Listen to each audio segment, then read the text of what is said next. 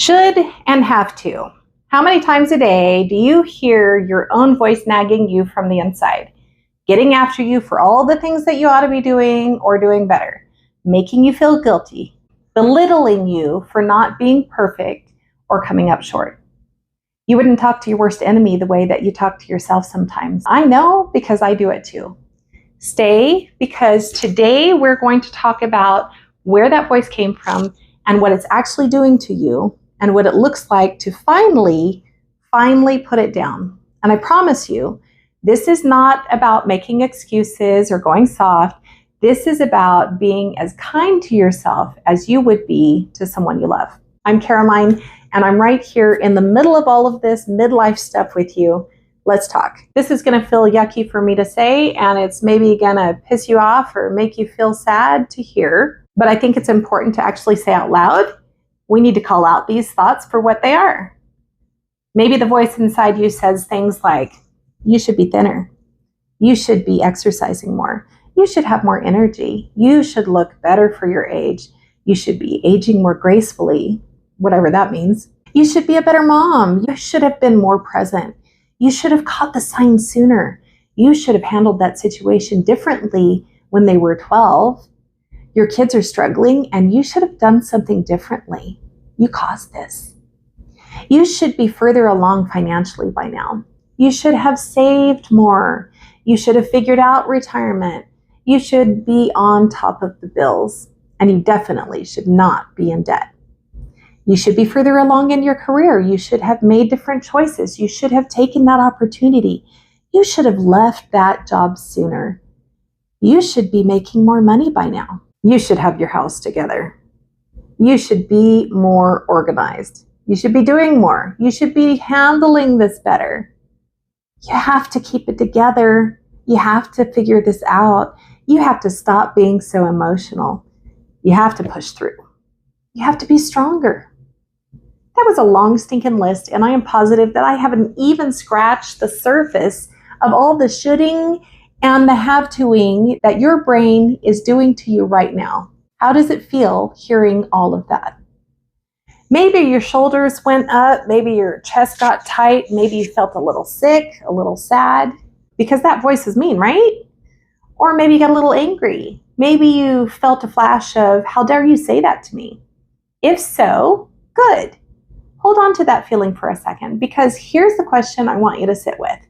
If someone else said those things to you, a friend, a coworker, a partner, you would not stand for it. You would push back. You would defend yourself. And you might even walk away. So why do you let yourself say it? Why does that voice get a free pass every single day, unchallenged, unopposed, just running? Well, I'm putting my foot down. For me, I'm declaring that is crap. C-R-A-P, crap, because that's exactly what it is. A big load of crap that you have been carrying around, that I have been carrying around, and adding to and beating ourselves up with for way too long. And that ends today. So first, let's talk about, where did that voice come from? Because I want to be clear. You were not born talking to yourself like that. Nobody comes into the world with a built-in inner critic that grades them on their performance and finds them lacking. That voice was learned. Some of it came from family, the expectations that were placed on you growing up, the messages, spoken or unspoken, about what you're supposed to be, what you're supposed to achieve, or what you're supposed to look like, or what you're supposed to become. Maybe somebody was hard on you or hard on themselves. Maybe the standard in your house was high and the praise was low. Maybe you learned early that love was conditional on performance. Some of it came from being a Gen X woman specifically. We were the latchkey kids. We were the independent ones. We were the generation that figured it out all on our own and didn't complain about it. We were raised to keep going, period. Feelings were not really a part of that curriculum. Toughness was, self-sufficiency was, and somewhere in that upbringing, being hard on yourself became the price of admission. Some of it came from a culture that has been telling women for decades that they are not enough. Not thin enough, not young enough, not successful enough, not doing enough, not being enough. That message is everywhere, and after hearing it long enough, You and I stopped needing anyone else to say it. We started saying it to ourselves. So that voice in your head, it's not you. It's every impossible standard that you ever absorbed from every source that ever told you that you weren't quite enough. And it has been masquerading as a conscience ever since. But it is not your conscience. It's just noise. Very loud, very familiar, very convincing noise. And you don't have to keep listening to it, because you know, and I know, that that voice is not doing you any favors, and it's actually doing the opposite. So let's just talk for a minute about what that voice is actually doing to you, the toll that it's taking on you. Remember what we talked about a few videos ago? Your nervous system responds to perceived threats by going on high alert. Adrenaline, cortisol, heart rate up, body on high alert. Here's what most people don't realize. Your nervous system cannot tell the difference between an external threat and an internal one. So when that voice tells you that you're not enough, that you should be doing better, that you're failing, that you're falling behind, your nervous system hears danger, threat, not safe. And it responds exactly the same way it would if the threat were real, which means that every time that the voice runs, and we establish that it runs like 100 times a day or more, you are triggering your own stress response over and over and over again. You are putting yourself in survival mode. This is why being hard on yourself doesn't actually motivate you, it depletes you. Every time you beat yourself up, you spend energy your nervous system was already running low on, and then you wonder why you're exhausted, why you can't get traction, why you keep spinning your wheels. It's not because you're weak or lazy or not trying hard enough. It's because you have been fighting a war on two fronts: the circumstances of your life and your own inner critic, simultaneously for years. And nobody can sustain that forever. The most radical thing that you can do for your survival mode right now is not add another thing to your plate. It's to turn the volume down on that voice. And here's what I want you to understand. You have the power to do that. That voice only has the authority that you give it, and you can take that authority back. When you take your power back and you take charge of what messages you believe and which ones you reject, you are showing yourself compassion. You are nurturing yourself and protecting yourself. That may feel a little foreign to you. You may be more used to beating yourself up constantly, but that's exactly why we're having this conversation. What we're talking about is self-compassion. And having self-compassion looks like saying to yourself, I'm going to talk to myself the way that I would talk to someone I love who's going through exactly what I'm going through. Think about that for a second. Think about your best friend, your daughter, your sister, someone you love deeply. If she came to you and she said, I'm exhausted, I'm overwhelmed, I feel like I'm failing at everything, I don't know who I am anymore, I've been so hard on myself for so long, would you say, well, you should be hard on yourself. Look at the mess you made. You should be further along by now. You really need to do better. You have to get it together. Of course you wouldn't. You never would. You would sit with her. You would hold space for her. You would tell her the truth, that she is amazing, that she is doing the best that she can with what she has, that she is enough, that she deserves grace, that she deserves to be cut a little slack. So why? Why are you not giving yourself what you would so freely give to someone you love? You deserve that. The same grace, the same patience, the same compassion you would give without hesitation to someone you love. You deserve it too. So here's where we get practical, because I don't just want this conversation to be about self-compassion in theory. I want you to actually be able to do something about it and with it today, so you can start to feel better. And I'm going to go first. I personally have been beating myself up for the last 3 years for not being able to provide for my family the way that I used to. The medical bills, the retirement savings that are gone, looking for jobs that I never thought I would have to look for at this age, for the job applications that go nowhere, for not being further along in rebuilding my life, for how long it has taken me to even get where I am right now. And in a lot of ways, that feels like not very far at all. And today, right now, I am giving myself grace for that.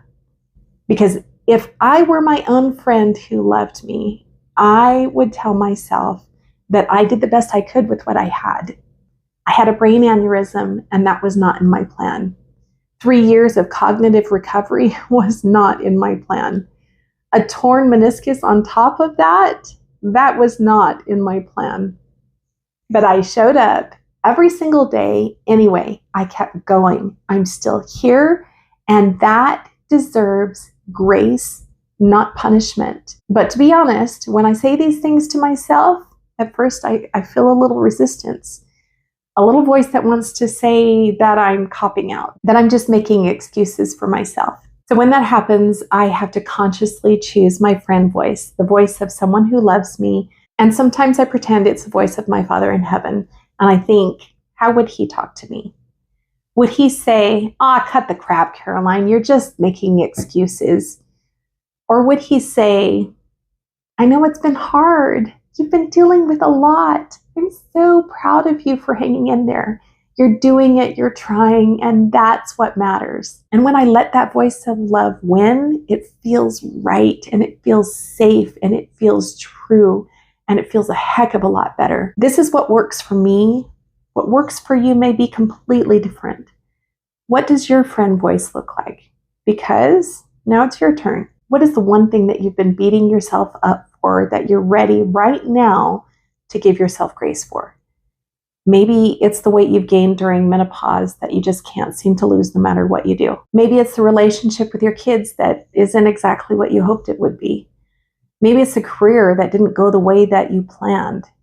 Maybe it's the marriage that ended or the one that's struggling. Maybe it's just the fact that you're exhausted and you're overwhelmed and you're not handling this period of life as gracefully as you think you should be. Whatever it is, I want you to say it out loud or write it down and then say this. I did the best that I could with what I had. I am doing the best that I can right now, and I deserve grace for that. Not tomorrow, not when I've figured it out, not when I've fixed it, and definitely not when I have earned it. Right now, right here, who you are right now, you deserve grace right now. And as you go throughout this week, every time you catch yourself saying should or have to, just stop. Just for a second and ask yourself, is that actually true? Do I have to, or am I choosing to? Because there's a big difference between I have to make dinner and I'm going to make dinner because my family needs to eat and I care about them. Between I should be exercising and I want to feel better in my body, so I'm choosing to move today. Between I should be further along and I have been going through something genuinely hard and I'm doing the best I can right now. See the difference? One puts you in survival mode and the other one puts you back in the driver's seat. Now, some of the should and the have tos are going to be really hard to reframe. Some of them you're going to sit with and think, I seriously cannot find a way to reframe this because I don't want to do this or I don't feel like I have a choice. And that's okay. That's information too, because if you can't find any genuine desire or choice in something, maybe it needs to come off your list entirely. Maybe it never was yours to carry in the first place. And for the ones that you just can't reframe right now, that's totally okay. Just noticing is enough. Just catching yourself in the middle of a should or a have to and pausing, even for 1 second, is already progress. That's it. That's where we start. One should at a time, one have to at a time, one moment of grace at a time. That's the whole invitation for you this week. If you're ready to go deeper, the journal When Life Feels Like Too Much is waiting for you at joyreturning.com. And there are grounding tools there too, because sometimes before you can even give yourself grace, you need to come back to yourself first. Hit the subscribe button so that you don't miss out on the next video, and leave a comment.